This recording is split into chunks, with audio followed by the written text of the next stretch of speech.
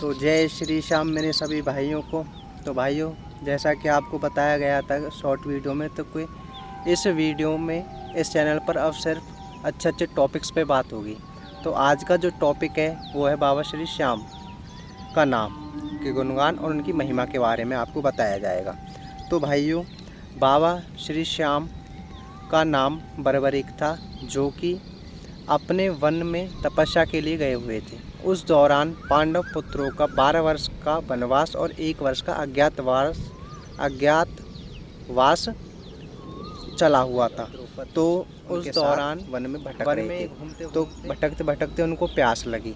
तो युधिष्ठिर ने भीम से कहा कि ऐसा करो, अगर आसपास जाके देखो कोई जल की व्यवस्था है या नहीं। तो उन्होंने उनको भेज दिया भीम को। तो भीम जी वहाँ जाके देखा तो जल एक का ताल, मतलब कि एक ताल था जिसको तालाब बोलते हैं। तो वहाँ पे था। तो वहाँ पे अपना बैठ के अपने मतलब शरीर की गंदगी निकाल रहे थे, स्नान ही कर रहे थे, हाथ पैर नहीं धोते उस तरीके से। तो वहाँ पर बर्बरीक जी पहुँचते हैं उस टाइम पे। तो बर्बरीक जी बोलते हैं कि तुम में क्या, मतलब कि दिखने में तो तुम भद्र और वैसे लगते हो, क्या तुम्हें दिखता नहीं है तालाब है, इसको गंदा क्यों कर रहे हो। तो भीम जी बोलते हैं उनसे कि तुम्हें क्या तुम्हारे माँ बाप ने बोलने का वो नहीं, लहजा नहीं सिखाया कि मतलब बड़ों से कैसे बात की जाती है। तो उन्होंने बोला बर्बरीक जी ने कि बोलने का तो छोड़ो, मुझे तो लगता है कि तुम में ही वो नहीं है बोलने का लहजा तरीका। तो फिर ऐसे उन दोनों में बहस हो जाती है। बहस होने के बाद तो बर्बरीक जी बोलते कि मैं इस जल से देवी का स्नान, मतलब देवी के स्नान के लिए जल लेता हूँ, तुम इसको गंदा मत करो। तो भीम जी बोलते हैं कि इस जल में ऐसा क्या खास है, जल तो होता है गंदगी, मतलब शरीर की गंदगी साफ़ करने के लिए। तो बर्बरीक जी बोलते हैं कि जिस जल से गंदगी साफ़ की जाती है वो बहता हुआ पानी होता है, जिसमें शरीर गंदगी रुकती नहीं है। ये ताल है, मतलब ताला मतलब तालाब होता है। तो तालाब है, इसमें क्या है, गंदगी जमी रहेगी, रुकेगी, बहेगी नहीं। तो इसको गंदा मत करो। मैं इससे मतलब कि देवी की पूजा करता हूँ, देवी के स्नान के लिए जल लेता हूँ।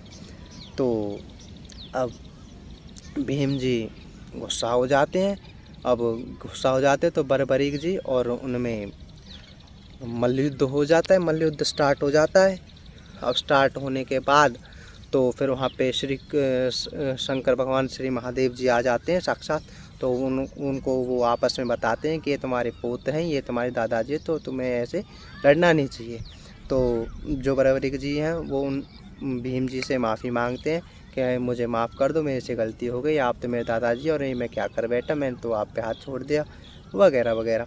तो फिर क्या होता है, भीम जी उनको माफ़ कर देते हैं। माफ़ करने के बाद भीम जी और बर्बरीक को लेके युधिष्ठिर और 5 पांडव पुत्र और द्रौपदी के पास ले जाते हैं। तो उनसे बर्बरीक का परिचय कराते हैं कि ये तुम्हारे दादाजी हैं, ये तुम्हारे दादी जी हैं, वो है, सब हैं। तो उनको उनसे मिला देते हैं, उनको उनके बारे में बता देते हैं कौन कौन है। तो फिर बर्बरीक जी उनसे मिलते। तो फिर क्या होता है कि उस दौरान जैसे कि अज्ञातवास वर्ष चला हुआ था पांडव पुत्रों का। तो उसमें क्या होता है कि घोड़ों की जो टापू नहीं होते हैं, ठक ठक ठक ठक ऐसे आवाज़ आती है।